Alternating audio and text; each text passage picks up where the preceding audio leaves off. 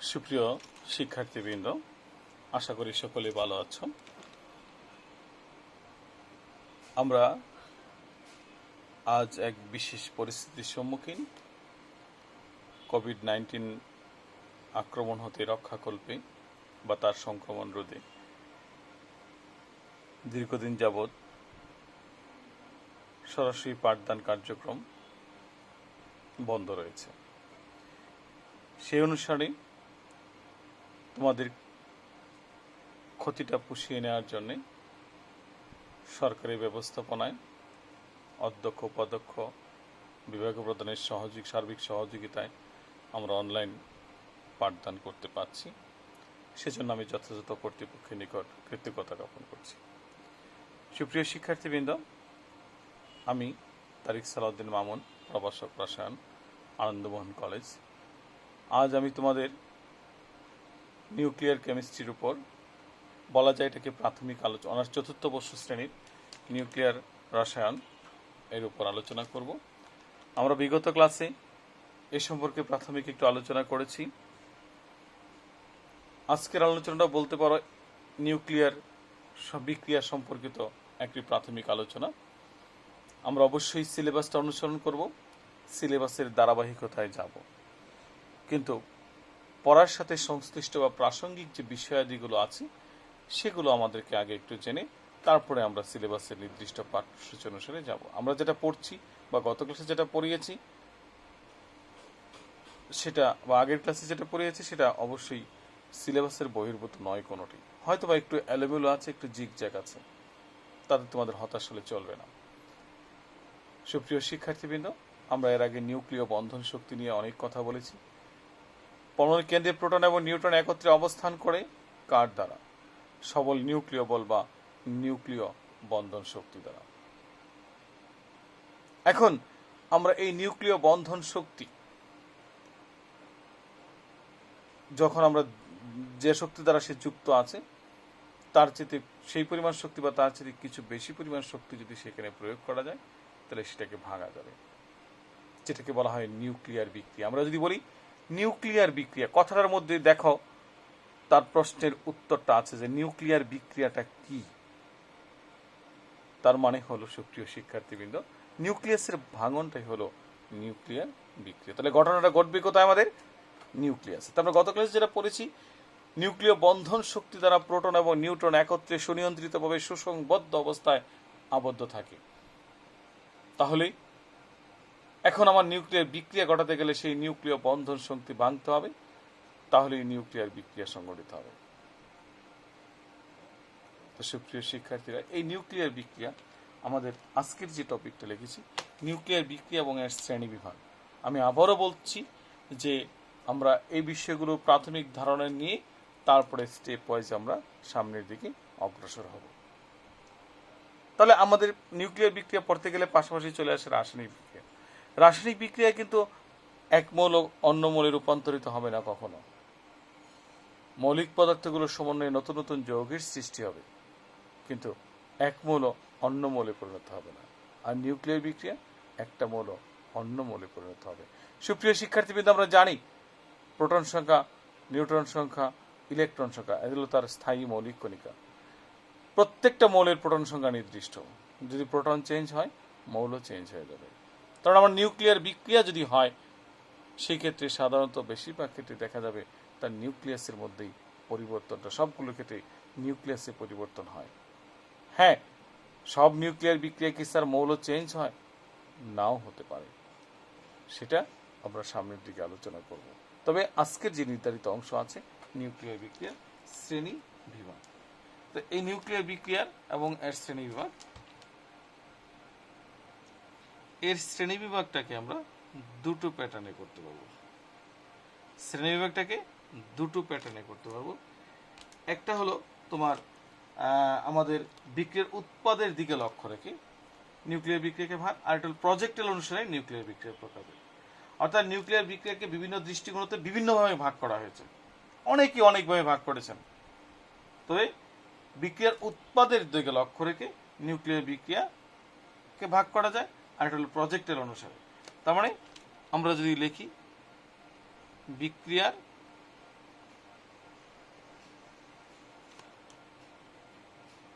উৎপাদ অনুসারে। আমি কিন্তু অনেকগুলো কথাই লিখবো, তোমরা যেন বুঝতে পারো। একটা যে কোনো পড়ার মূল অংশ যদি তুমি আত্মস্থ করে রাখতে পারো, তাহলে আমরা সেই প্রশ্নটার উত্তর করতে পারবো। একটা হলো বিক্রিয়ার উৎপাদ অনুসারে, আরেকটা হলো প্রজেক্টাইল অনুসারে। প্রজেক্টাইল বা নিক্ষেপক যেটাকে বলা হয়, নিক্ষেপক অনুসারে, প্রজেক্টাইল বা নিক্ষেপক অনুসারে, এই দুইটা অনুসারে আমরা বিক্রিয়াটাকে ভাগ করতে পারি। হয়তো বলবে স্যার প্রজেক্টাইল বা নিক্ষেপকটা কি? আমরা নিউক্লিয়ার বিক্রিয়ার কৌশল সাধারণ যখন দেখাবো তখন বোঝাতে পারবো। প্রজেক্টাইল হলো যাকে দ্বারা আঘাত করা হয়, অর্থাৎ যেমন আমরা একটা পাথরকে ভাঙবো, বৃহৎ আকারের একটা পাথর আছে বা ইটের টুকরা আছে, সেটা ভাঙবো, হাতুড়ি দ্বারা তাকে কি করতে হবে? আঘাত করতে হবে, তাহলে পাথরটা চূর্ণ বিচূর্ণ হবে। তার মানে আমার পাথরটা হলো লক্ষ্যবস্তু আর হাত বা টার্গেট, আর হাতুড়িটা হলো আমার নিক্ষেপক বা প্রজেক্টাইল। তার মানে যাকে দ্বারা নিউক্লিয়াসের ওই যে নিউক্লিয় বন্ধন শক্তি যেটা গত ক্লাসে পড়েছি, সেটাকে ওভারকাম করার জন্য যাকে নিক্ষেপ করা হয় সেটাই নিক্ষেপক। এখানে তো হাতুড়ি দেওয়া হবে না বা লাঠি দিয়ে আঘাত করা হবে না। যে সকল কণা বা রশ্মি দ্বারা আঘাত করা হবে তাদেরকে বলা হয় প্রজেক্টাইল বা নিক্ষেপক। তো এখন বিক্রিয়ার উৎপাদের উপর ভিত্তি করে আমরা প্রথমটা যদি দেখি, 1 নম্বরটা হলো নাম্বার 1, বিক্রিয়ার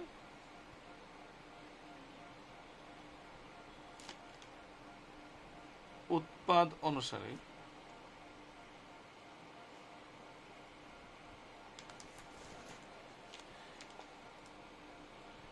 নিউক্লিয়ার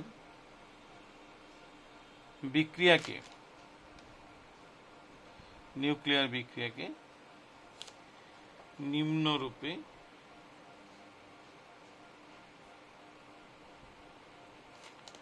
ভাগ করা যায়।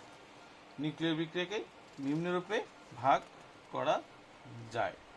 সুপ্রিয় শিক্ষার্থীবৃন্দ, অর্থাৎ আমরা যদি তার শ্রেণী বিভাগটাকে দেখি, তাহলে প্রথমটা হলো 1 নম্বর, আমরা শুধু শ্রেণী বিভাগটা লিখে দিচ্ছি। সুপ্রিয় শিক্ষার্থীবৃন্দ, 1 ট্রান্সমোটেশন,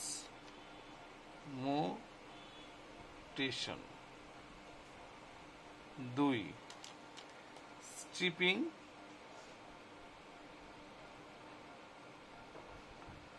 ও পিকআপ বিক্রিয়া, 3 হলো বিক্ষেপণ, যেটাকে বলা হয় স্ক্যাটারিং, যেটাকে বলা হয় SCATTERING, স্ক্যাটারিং। 4 হলো স্পেলেশন,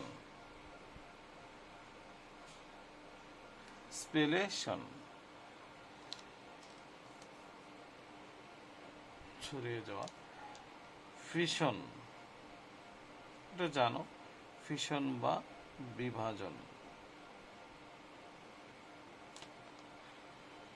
6 ফিউশন,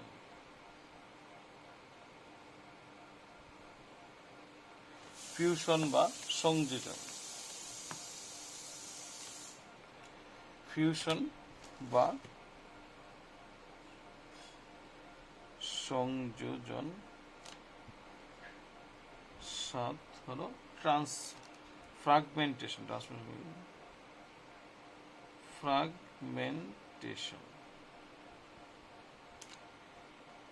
বা খণ্ডকরণ, ফ্রাগমেন্টেশন বা। সুপ্রিয় শিক্ষার্থীবৃন্দ, এছাড়াও আমাদের আরো আছে, একটা হলো ক্যাপচার বিক্রিয়া,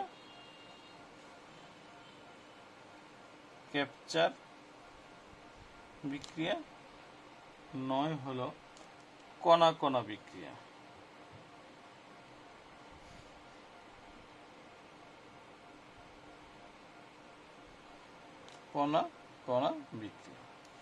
সুপ্রিয় শিক্ষার্থীবৃন্দ, তোমরা যে কোনো বই দেখে নেবে। এখন তোমাদের জন্য পড়াটা একটু সহজ হয়ে গেছে, যে বাংলা বই আছে বাজারে অনেক, সে বই বা আমাদের সেমিনারেও আছে, সেখান থেকে নিয়ে তোমরা পড়তে পারো। আমাদের সর্বোত্তম বই যেটা, সেটা হলো সরোজকান্তি সিংহ হাজারি নিউক্লিয়ার রসায়ন, অসাধারণ লিখেছেন বইটাতে। তো যাই হোক সুপ্রিয় শিক্ষার্থীবৃন্দ, আমরা এগুলো এখন একটু সংক্ষিপ্তভাবে একটু আলোচনা করে দেওয়ার চেষ্টা করব। 1 নাম্বার হলো ট্রান্সমুটেশন। আমরা নিউক্লিয়ার বিক্রিয়ার ক্ষেত্রে রাসায়নিক বিক্রিয়া যেরকম বলি বিক্রিয়ক এবং উৎপাদ, আর নিউক্লিয়ার বিক্রিয়ায় সেটা জনক এবং জাতক।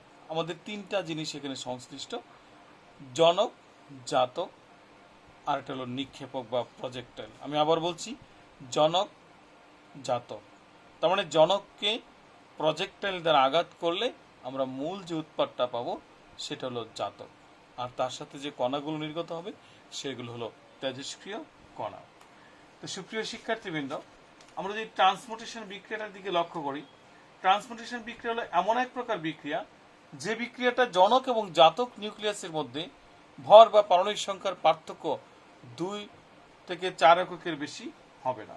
ভর সংখ্যার পার্থক্য বা 3-4 এককের বেশি হবে না। ভর বা পারমাণবিক সংখ্যার পার্থক্য কয় একক হবে? 3 বা 4 এককের বেশি হবে না। অর্থাৎ এ ধরনের বিক্রিয়াকে আমরা বলবো কি?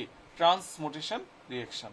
যেমন আমরা যদি উদাহরণ দেখি, যেমন ইউরেনিয়াম 238, এটা হলো 92, এটা ভাঙলো। বলো স্যার এখানে তো আপনি নিক্ষেপক দিলেন না।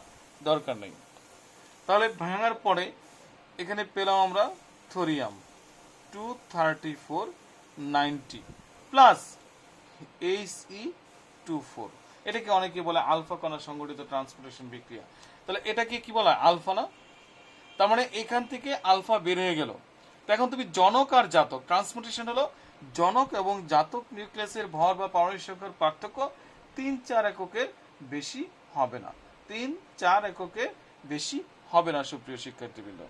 তার মানে এখানে দেখো 38, এটা কত? 34। তাহলে 38-34 ভর অথবা পারমাণবিক সংখ্যা দুটোই হতে হবে এমন না। তাহলে 38 থেকে 34, তাহলে কত একক পার্থক্য? 4। তার মানে এই বিক্রিয়াটাকে বলবো আমরা ট্রান্সমুটেশন বিক্রিয়া। তোমাদের আসবে পরীক্ষায় কোনটা কোন ধরনের বিক্রিয়া ব্যাখ্যা করো, কোনটা কোন ধরনের বিক্রিয়া সেটা ব্যাখ্যা করো। তার মানে আলফা বলতে আমরা কাকে বুঝি? হিলিয়াম নিউক্লিয়াসকে বুঝি। আলফা বলতে কাকে বুঝি? হিলিয়াম কণা বা হিলিয়াম নিউক্লিয়াস। আর তেজস্ক্রিয়তা যখন আমরা পড়বো, সেখানে তেজস্ক্রিয়তা তোমাদের আলাদা একটা অধ্যায় আছে, সেখানে আমরা গিয়ে জানবো সে তেজস্ক্রিয় রশ্মি হলো আলফা, বিটা, গামা। আলফা হলো হিলিয়াম নিউক্লিয়াস, বিটাটা 2 ধরনের, একটা বিটা প্লাস, একটা বিটা মাইনাস। ঠিক আছে, এই বিষয়ে বিস্তারিত সেখানে আলোচনা আসবে। বিটা প্লাস ক্ষয় যখন হবে তখন প্রোটন 1 একক হ্রাস পাবে, বিটা মাইনাস ক্ষয় যখন হবে তখন প্রোটন সংখ্যা 1 একক বৃদ্ধি পাবে, নিউট্রন সংখ্যা 1 একক পাবে হ্রাস পাবে। তো আমি একটু লিখে দিচ্ছি, বিটা 2 ধরনের হতে পারে। একটা হলো বিটা প্লাস আর একটা হলো বিটা মাইনাস। একটি প্রোটন একটি নিউট্রন হবে, আর এখানে একটি নিউট্রন কি হবে? একটি প্রোটন। সুপ্রিয় শিক্ষার্থীবৃন্দ, তার মানে এই ক্ষেত্রে প্রোটন সংখ্যা 1 একক হ্রাস পাবে, এক্ষেত্রে প্রোটন সংখ্যা 1 একক বৃদ্ধি পাবে। তাহলে আমাদের যদি একটা বিক্রিয়া দেখি, যেমন ধরো থোরিয়াম, থোরিয়াম হলো 23490। এখানে বিটা কণা বলতে কিন্তু আমরা মূলত বিটা মাইনাসকে বেশিরভাগ বুঝবে। বিটা কণা বলতে বিটা মাইনাসকে বেশি বুঝবো। তাহলে ধরো সুপ্রিয় শিক্ষার্থীবৃন্দ, এখান থেকে একটা বিটা কণা ক্ষয় হলো। কি ক্ষয় হলো? আমরা বোঝানোর জন্য দিলাম মাইনাস বিটা মাইনাস। বিটা মাইনাসকে প্রকাশ করা হয় E0 মাইনাস 1 দ্বারা, আর এটাকে প্রকাশ করা হয় E0 প্লাস 1 দ্বারা। তাহলে যখন এটা যাবে, তাহলে আমি এখানে দিব E0 মাইনাস 1। আমরা একটু আগে বলেছি তার প্রোটন সংখ্যা 1 একক কি হয়ে যাবে? বেড়ে যাবে। তো 90 হয়ে যাবে কি? 91। এখন 91 কার পারমাণবিক সংখ্যা সুপ্রিয় শিক্ষার্থীবৃন্দ? প্রোটেক্টিনিয়াম Pa। ঠিক আছে, তাহলে ভর সংখ্যা 234। আসলে ভর সংখ্যার এখানে কোনো পরিবর্তন হবে না। আমরা সাধারণ বিক্রিয়ার ক্ষেত্রে দেখাবো তেজস্ক্রিয়তার ক্ষেত্রে আলফা, বিটা, গামা রশ্মির যে ক্রম পরিবর্তনে আইসোটোপের কি ধরনের পরিবর্তন হয় সেটা তেজস্ক্রিয়তার সূত্র ওইখানে আলোচনা হবে।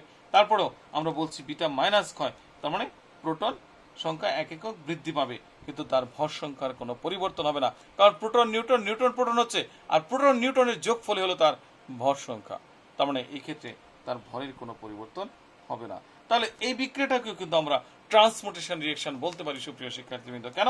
এখানে 90, এখানে 91, আমরা বলেছি 3 বা 4 এককের বেশি পার্থক্য হবে না, 3 বা 4 এককের বেশি পার্থক্য হবে না সুপ্রিয় শিক্ষার্থীবৃন্দ।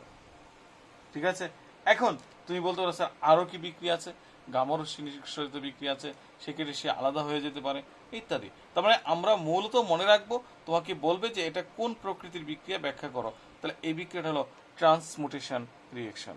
এই বিক্রিয়াটা কি ধরনের বিক্রিয়া সুপ্রিয় শিক্ষার্থীবৃন্দ? ট্রান্সমুটেশন রিয়েকশন। অর্থাৎ যে নিউক্লিয়ার বিক্রিয়া জনক এবং জাতক নিউক্লিয়াসের ভর অথবা পারমাণবিক সংখ্যার পার্থক্য 3-4 এককের বেশি হবে না, তাদেরকে বলা হচ্ছে ট্রান্সমুটেশন রিয়েকশন। এরপরেরটা আমরা লিখেছি স্ট্রিপিং ও পিক আপ বিক্রিয়া। স্ট্রিপিং ও পিক আপ বিক্রিয়া সুপ্রিয় শিক্ষার্থীবৃন্দ।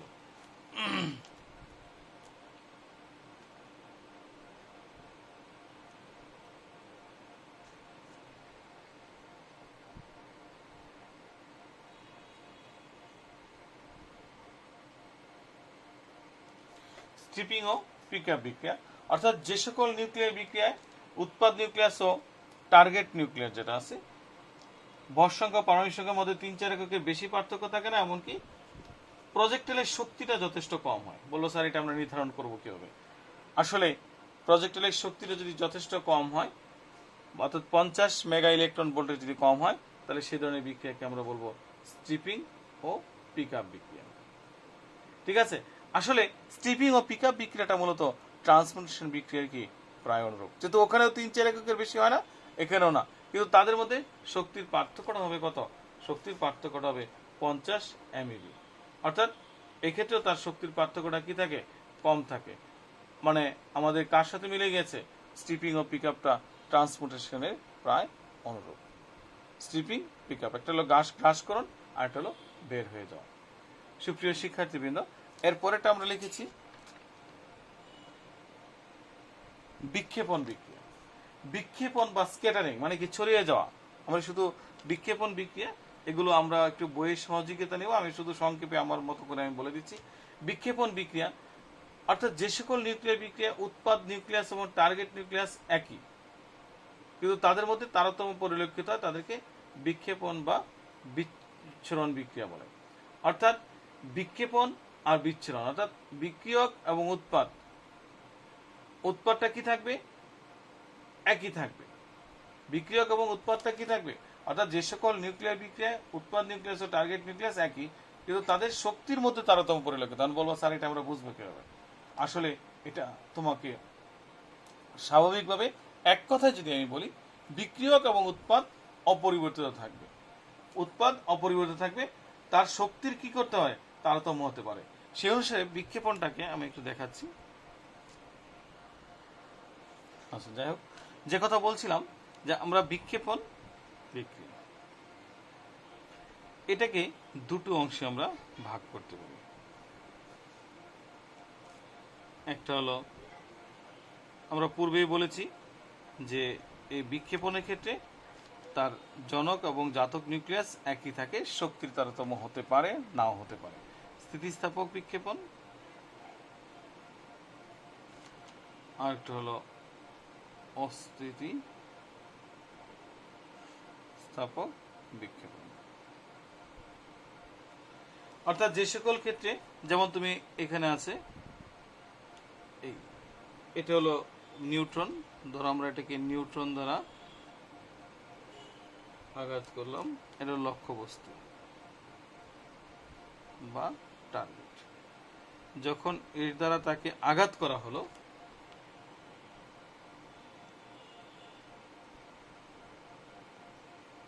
নিউট্রনই আছে, আর এটাও টার্গেট নিউক্লিয়াস, লক্ষ্যবস্তুর মতো আছে। এই ধরনের বিক্রিয়াকে বলবো আমরা স্থিতিস্থাপক বিক্ষেপণ। আর অস্থিতিস্থাপক বিক্ষেপণ বলতে যদি তার শক্তির তারতম্য হয়, আর সেটাকে আমরা কিভাবে উপস্থাপন করতে পারি? যেমন ধরো এর দ্বারা এটাকে আঘাত করা হলো, এটা হলো নিউট্রন, এটা হলো লক্ষ্যবস্তু বা টার্গেট।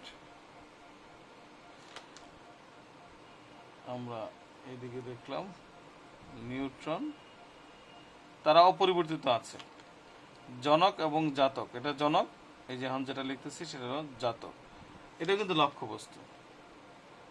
বলতে স্যার আপনি যে জাতক বললেন, মানে লক্ষ্যবস্তু বোঝাচ্ছি এটাই যে এখানে যা ছিল এখানে তাই আছে। কিন্তু এই ক্ষেত্রে দেখো তুমি শক্তি কি হচ্ছে, এই যে নির্গত তরঙ্গ আকারে কিছু শক্তি এখান থেকে কি হয়ে যাচ্ছে, বের হয়ে যাচ্ছে। তাহলে দুটোর মধ্যে দেখো স্থিতিস্থাপকে কোনো তারতম্য হয় নাই, এখানে সামান্য শক্তির কি হয়েছে, তারতম্য হয়েছে। কিন্তু জনক এবং জাতক নিউক্লিয়াসটা কি আছে, একই আছে প্রিয় শিক্ষার্থীবৃন্দ। এরপরে আমরা লিখছি ফিশন স্পেলেশন। স্পেলেশন যেটাকে আমরা বলি ছড়িয়ে যাওয়া।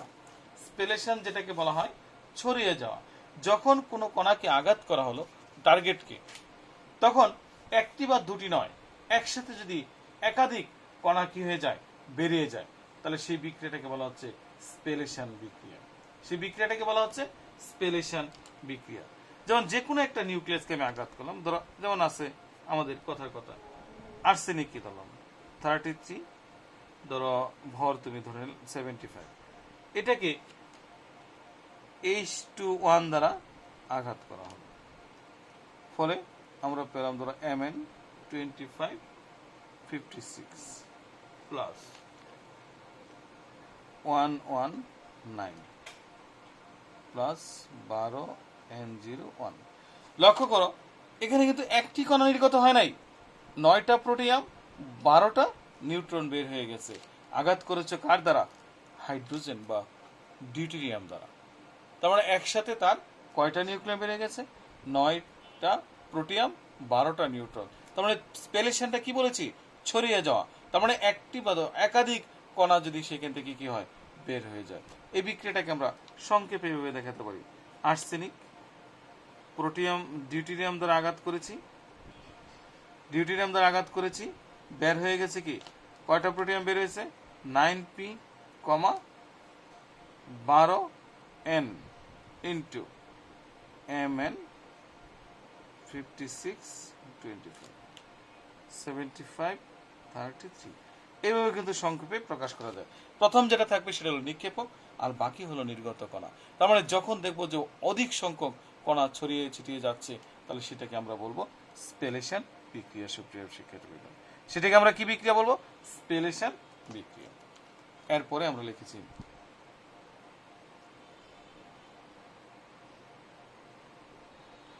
ফিশন, যেটাকে বলা হয় বিভাজন। এই বিষয়ক আমরা ছোট ক্লাসগুলোতে এসএসসি এইচএসসি অনেক জায়গায় পড়েছি ফিশন বা বিভাজন।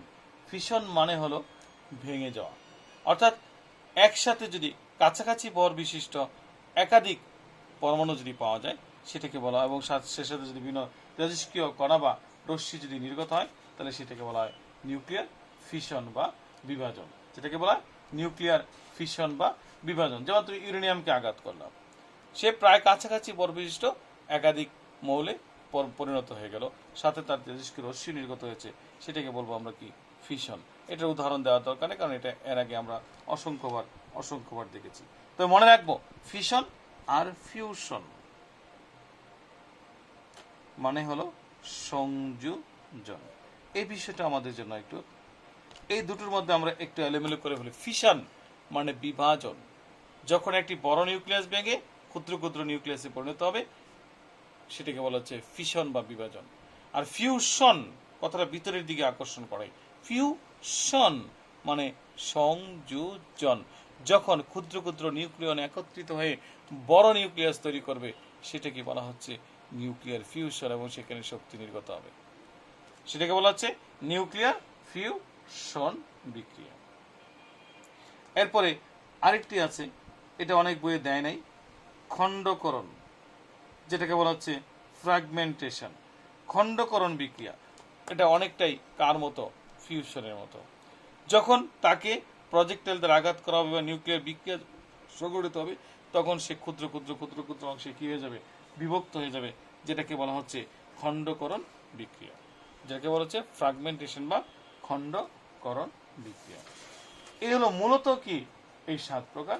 এছাড়াও আমাদের আরো দুই প্রকারের বিক্রিয়া আমরা লিখেছি, একটা হলো তোমার কণা কণা, আর একটা হলো তোমার ক্যাপচার বিক্রিয়া। তাহলে ক্যাপচারটা একটু বলছি।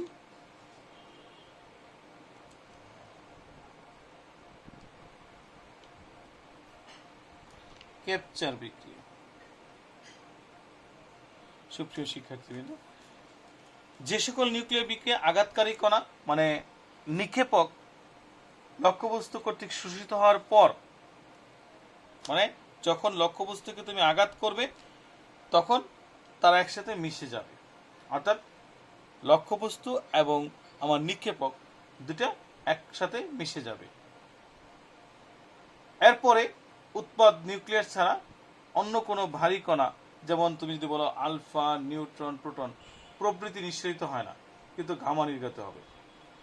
আবারও বলছি সুপ্রিয় শিক্ষার্থীবৃন্দ, যখন আমি ক্যাপচার বিক্রিয়াটা হলো ক্যাপচার কোনো নাম তার ক্যাপচারে নিয়ে গেছে, যখন প্রজেক্টাইল দ্বারা লক্ষ্যবস্তুকে আঘাত করা হয় তখন সেই প্রজেক্টাইল এবং লক্ষ্যবস্তু একসাথে মিশে যাবে, মানে প্রজেক্টাইলকে লক্ষ্যবস্তু কি করবে বলা যায় শোষিত করে ফেলে। ফলে এক্ষেত্রে কোনো ভারী কণা, যেমন আলফাটা ভারী, প্রোটয়াম ভারী, নিউট্রন ভারী, এই ভারী কণাগুলো নির্গত না হয়ে অপেক্ষাকৃত রশ্মি যেমন গামা রশ্মি নির্গত হয়, তাদেরকে বলা হচ্ছে ক্যাপচার বিক্রিয়া। তাদেরকে বলা হচ্ছে কি ক্যাপচার বিক্রিয়া। বলো স্যার তাহলে তো এটা অনেকটাই বিক্ষেপণের মতো হলো, কারণ গামা নির্গমনে কিন্তু মূল যত্ন আইসোটোপের কোনো পরিবর্তন হবে না। তো যাই হোক, তা আমরা এই ক্ষেত্রে কি হবে, তোমার টার্গেট নিউক্লিয়াস, এটাকে বলবো আমরা দেখাবো কৌশলটা, যে যখন প্রজেক্টাইল দ্বারা লক্ষ্যবস্তুকে আঘাত করা হয় তখন তারা একত্রিত হয়ে যাওয়ার পরে তখন সেখানে কোনো ভারী কণা নির্গত না হয়ে শুধুমাত্র যদি গামা রশ্মি বের হয়, তাহলে সে ধরনের বিক্রিয়াকে আমরা বলবো কি ক্যাপচার বিক্রিয়া। সে ধরনের বিক্রিয়াকে আমরা বলবো কি ক্যাপচার বিক্রিয়া। অন্য কোনো বলতে পারে স্যার এই ক্ষেত্রে কি আমাদের ভিন্ন পরমাণু বা নিউক্লিয়াস হতে পারে না, হতে হোক, কিন্তু মূলত আমার এখানে বের হয়ে যাবে কি গামা নির্গমন। তাহলে গামা নির্গমনের সাধারণত সচরাচর আসলে আমরা গামা যদি নির্গমন হয় জনক এবং জাতক নিউক্লিয়াসটা কি একই থাকার কথা, কিন্তু ওই যে তুমি যে প্রজেক্টাইল যারা আঘাত করেছ, যেমন ধরো আমি যদি এখন O16-8 নেই কথার কথা, তাহলে এখানে যদি প্রোটিয়াম দ্বারা আঘাত করি তাহলে হয়ে যাবে 17-9, তখন সেটা হয়ে যাবে কি ফ্লোরিন। তো ফ্লোরিন যদি হয়ে যায় সেখান থেকে যদি শুধু গামা রশ্মি বের হয় তাহলে তার আইসোটোপটা কি পরিবর্তিত হয়ে গেল, অর্থাৎ অক্সিজেন ছিল হয়ে গেল কি ফ্লোরিন। কিন্তু সেখানে ভারী কোনো কণা নির্গত হবে না, কণা নির্গত হবে কি হালকা ধরনের কণা নির্গত হবে। এ ধরনের বিক্রিয়াকে বলবো আমরা ক্যাপচার রিঅ্যাকশন। এরপরে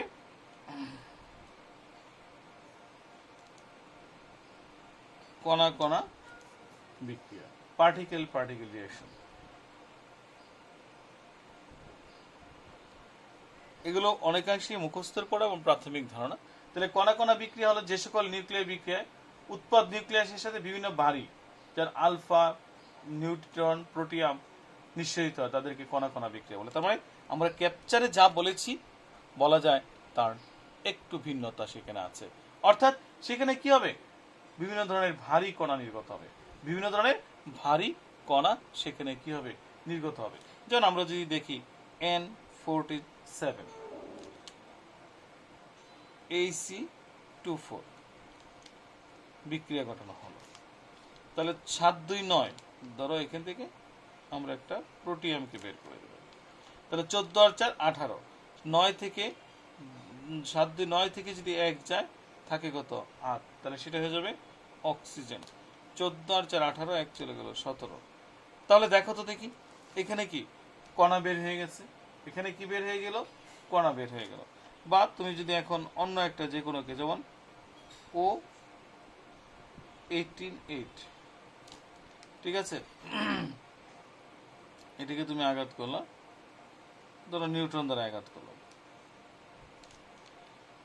ও আচ্ছা আগে ধরো এখানে গেল H21, তাহলে 8ই থাকবে, এখানে হলো অক্সিজেন 18 আর 19, 19 থেকে 17, তার মানে 8 না, এটা তো মিলে নাই, 7 হবে। আচ্ছা বেশি হালকা হয়ে গেল কণাটা, 8 7 যদি আমরা দেই তাহলে এখানে 7 হবে, 7 হলো নাইট্রোজেন, নাইট্রোজেনের 17 আইসোটোপ নাই, ধরো এখানে আমরা একটা প্রোটিয়াম দিলাম,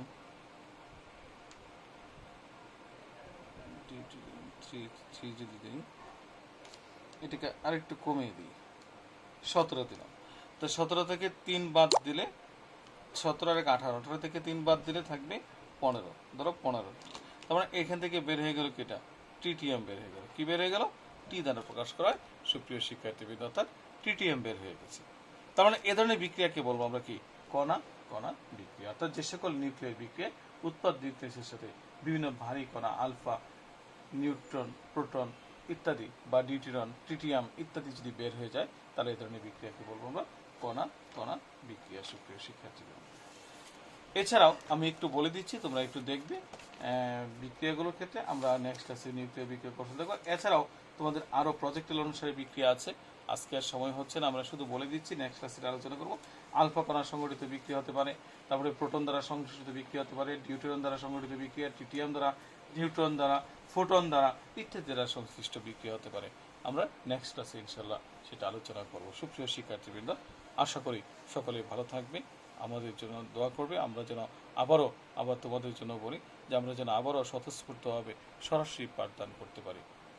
মহান আল্লাহ তাআলার কাছে এই প্রার্থনা করি যেন আমরা আগের স্বাভাবিক অবস্থায় ফিরে আসতে পারি খুব দ্রুততার সহিত। উপরওয়ালার সহযোগিতা ছাড়া পৃথিবীর আর কারো শক্তি নেই আমাদেরকে সেই পূর্বের অবস্থায় ফিরিয়ে আনার জন্য। সকল শিক্ষার্থীদের বলবো, তোমরা ভালো থাকবে, ঘরে থাকবে, বাহিরে বের হলে মাস্ক পরবে এবং যথাযথ স্বাস্থ্যবিধি মেনে চলবে। ধন্যবাদ সকলকে। আল্লাহ হাফেজ।